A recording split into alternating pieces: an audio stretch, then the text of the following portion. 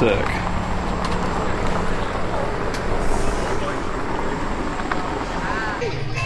Okay, ladies and gentlemen, welcome to the best car event of the year. We're at Quail. Behind me, you can already see the new Koenigsegg. There's so many cars here, so much stuff to cover. Yeah, let's walk around and see what there is. So in front of us, we have the Koenigsegg Cc850. This looks pretty much exactly like the old Cc8S. Obviously, like a modern touch to it, but the shape overall is the same. The headlights look a bit more modern, so does the grille. And that's incredible because that's honestly my favorite Koenigsegg. I can't wait to see how this thing is, but this is probably the most interesting car at the show. So obviously we have the twin turbo Koenigsegg V8 engine in the back. Everything carbon fiber. This thing is freaking crazy. This is startup, but it's pretty good.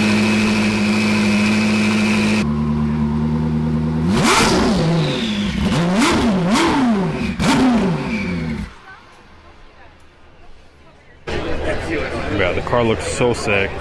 Obviously the iconic Koenigsegg doors, iconic Koenigsegg lines. You have Christian giving explanations inside. So the craziest thing about this car is it's a gated manual, but there's a drive mode that engages it into a 9-speed automatic gearbox. So you can drive with a clutch, everything, but then change it to automatic and drive it like that. We have 6 turbo gears, so we choose different gear extras on the track. We have a long first gear. So as you see, the manual is a gated manual. It has the 3 slots for the gears here, but then on the last 2 there's reverse and drive, which, you know, you obviously don't get a drive gear in any other manual. So now, I think the question is this technology going to start kind of trickling down to your, you know, cheaper supercars, your Ferraris, your average Lamborghinis, your Porsches? Are you going to be able to buy a car now, instead of optioning for a manual or automatic, are you going to be able to buy a car where you have both? Because I think that's probably the smartest idea. That way, when you're on the track, you do still get the fastest lap times, but when you want to drive a car that's more engaging, you still get that. I think this is one of the most brilliant ideas I've seen in a long time in the car world. And another thing is, I think a lot of these older gated cars are going to depreciate if that's the case, if they're actually going to start showing, like, you know, start offering cars with both manual and automatic. Lamborghini and Ferrari can start making gated cars again, and then, you know, all these manual 599s are $1 million now, or whatever it is, might not be worth as much because you could still get that thing in current market as long as this technology keeps trickling down. So here's a car that I literally didn't know even came out until I just walked over here and saw it, which is the nice thing about Quail. It is an MC20 convertible. This car looks so good, and the convertible makes it even better. And honestly, up until recently, I hated Maserati with a passion, but the MC20 I think is really kind of reviving the brand. You know, honestly, these things are kind of crap, but MC20 I think is such a good supercar. Takes away from the outdated kind of, you know, reputation of Maserati, and this is one of the best supercars on the market. It's not too expensive, and now with a convertible on, you know, I think it's a great alternative to a Huracan, McLaren GT, or anything like that. Okay, so here's a car that everybody's been talking about for months. There's rumors that this car is going to come out. This is the new Bugatti, kind of, I guess, Chiron base, but they don't want to say that. It's called the Mistral, I think, convertible open top of the Chiron, which a lot of people were very highly anticipating. So I guess they didn't call it a Chiron Roadster, you know, obviously not to disappoint the Chiron customers, but this is a pretty crazy car. I believe they're going to make just under 100. I think 99 is the number I heard, and it honestly looks like a concept car. It doesn't look like anything that's going to be on the streets, but this is the way the production car is finally going to be. So this has the W16 from the Chiron, 1600 horsepower, quad turbo. You know, we've got really familiar with this engine as the years kind of went by, but this is going to be the last W16 from Bugatti. Who knows, the next ones might be hybrids, it might be electrics, but this is the last of its kind, very limited production. These cars are going to be insanely desirable regardless of a price. The interior looks a little bit different than the Chiron interior. Obviously you recognize the dash, but the seats are completely different. Just the open top concept of it makes it look so cool with this windshield kind of going around like this. This is one of the craziest looking cars I've seen here. it honestly looks like a concept car. It doesn't look like anything that's going to come out as a production car. But this is the final form. This car is probably drivable the way it is. So now we're at the Hennessy booth. We saw the convertible version a few days ago on the road before it got released. This is the original one, but I really like the look of this convertible one. Really lets you look at the whole aggressive interior. These seats are, the padding is just so thin on them, and it's all carbon fiber. That's a crazy steering wheel for a production car. The specs on these cars are crazy. I think it's like 18 or 1900 horsepower. I hope these cars actually do see the light of day, and I hope people do buy them, because with these types of cars, people honestly tend to not go too crazy over them. People tend to just go for the Koenigseggs and the Paganis because they're more reliable and, just a bit of a higher quality car. But you never know. This could be what makes Hennessy kind of pop out again, because they've been kind of quiet since the Venom GT, the one that was based on the Lotus Elise. Guys, behind us we have the car at Quail that I am most excited for. This is the new GT3RS. This is probably the car out of here that I'm going to get my hands on quicker than any of the other cars that got released today. Hopefully within the next year or two I can actually drive one and see what they're like. But man, these cars look so aggressive. I did not imagine this car's gonna look this aggressive. This is like literally GT3 Cup type of aero. Last year, so first thing you notice about this car is the gigantic spoiler. If you thought the regular GT3 spoiler was big, it is nothing compared to this thing. Massive. And then you have the crazy rear bumper with all the aero right here. The tires are super wide, and these are probably the most aggressive rims I've seen yet on a GT car. And the spec on this car is incredible. The white and green, I really hope people start ordering this car in this spec, and I feel like they would, because people tend to order GT3RSs in the launch specs. And I gotta say, this is my favorite launch spec of any GT3RS I've ever seen. The front is just so aggressive. I can't believe how good this car is. I think it's 525 horsepower this year, so a little bit more than the regular GT3. But it has, I think, at 180 miles an hour, so about 800 kilograms of downforce. Don't quote me on that, but I believe that's what I heard.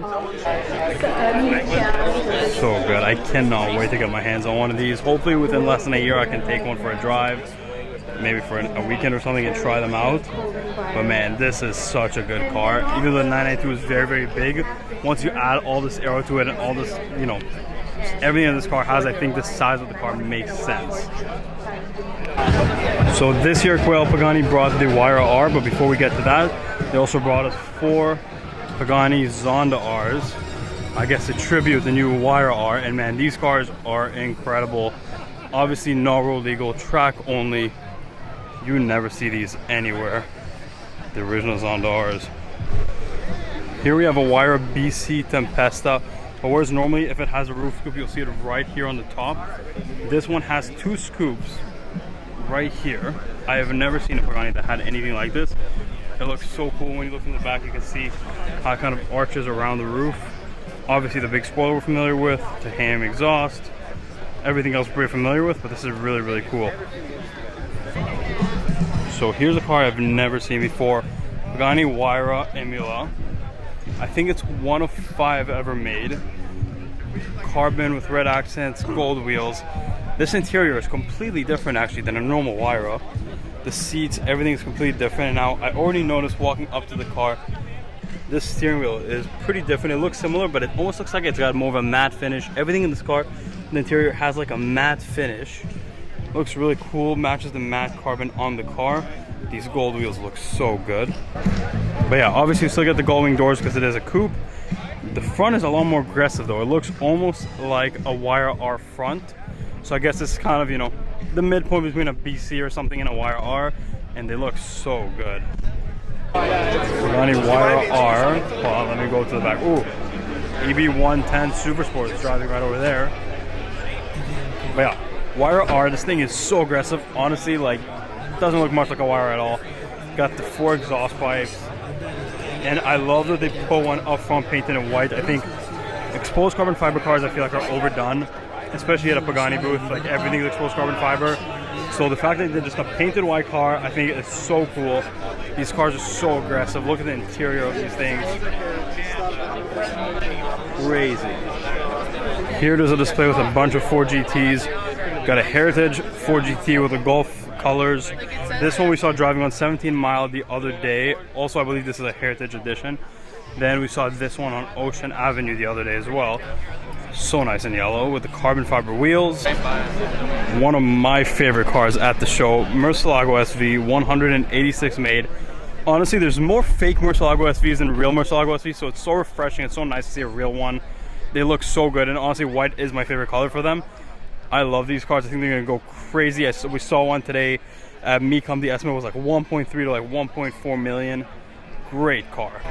Here we have an AMG Black Series, two Countachs, blue and red. Then here is one of my all-time favorites, purple Diablo SE30. I love these things. The purple is just such an iconic color. This is just such an iconic car. Obviously V12, gated manual, has the Diablo carpet mats in purple. But man, the SE30 purple is one of the best colors ever fitted to a car in my opinion. Next to that we have an F40. This one's actually a Euro spec. You can tell by the smaller front bumpers. There's not a lot of plastic on the front. Very cool. Actually, I personally like the Euro specs a lot more. The US specs, when you have more than this amount of kind of black plastic on the bottom, I think doesn't look as good. So another great Lambo here is this Murcillago Lp640. First of all, I believe these are the SV wheels.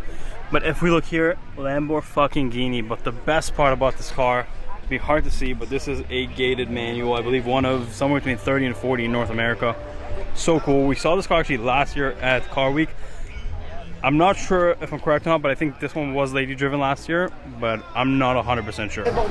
Over here we have a car that honestly I'm not so interested in, but it's the Urus Performante, more hardcore version of the Urus. I don't know how necessary this car really was. I feel like the people that are buying this car aren't really trying to have a faster SUV. I feel like it's kind of, it is what it is already. And here we have another Huracan Technicon, another spec. We saw green on already, but it looks pretty cool in this matte gray color. Now the interior of the new Urus Performante is a little bit more aggressive, a lot more suede, steering wheel Alcantara, a lot of carbon fiber. Overall though, it is pretty similar and pretty familiar to what you're used to. Yeah, pretty cool.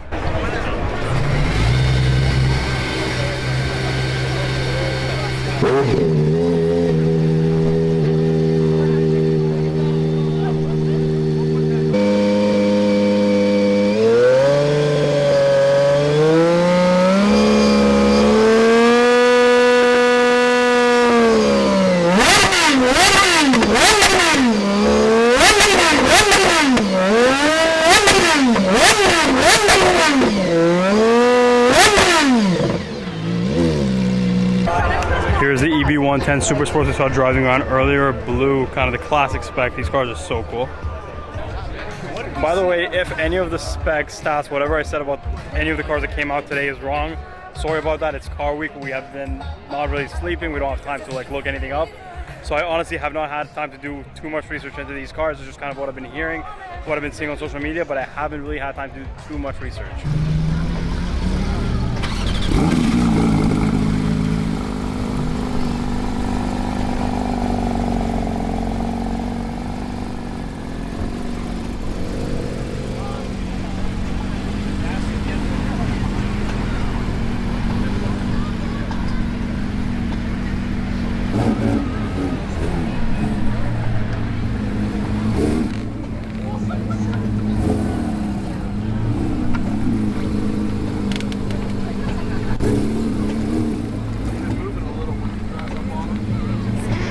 First time this car is driven publicly, I think.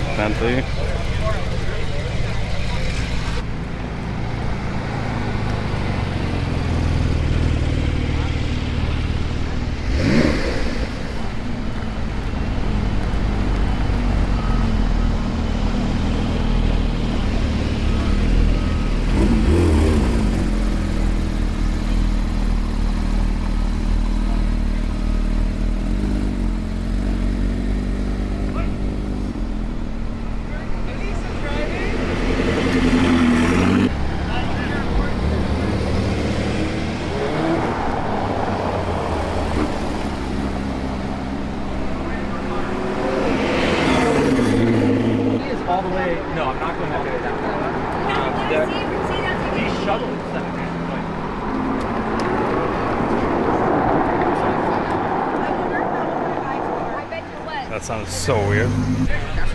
And they just put the roof on. It's got the same like window thing on the roof as the original CC8S had. And this interior with the gated shifter.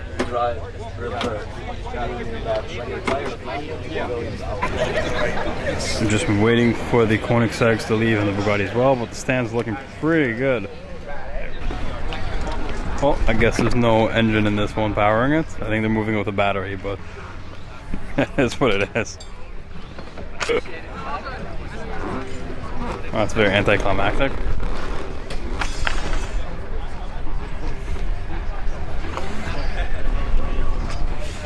I was hoping for a startup.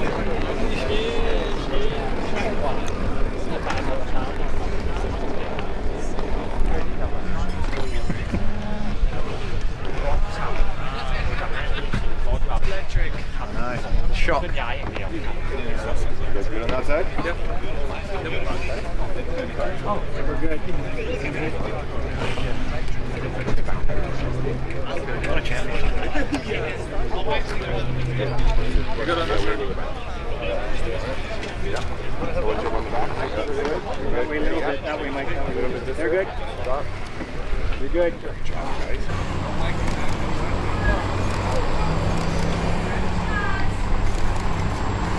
Sick.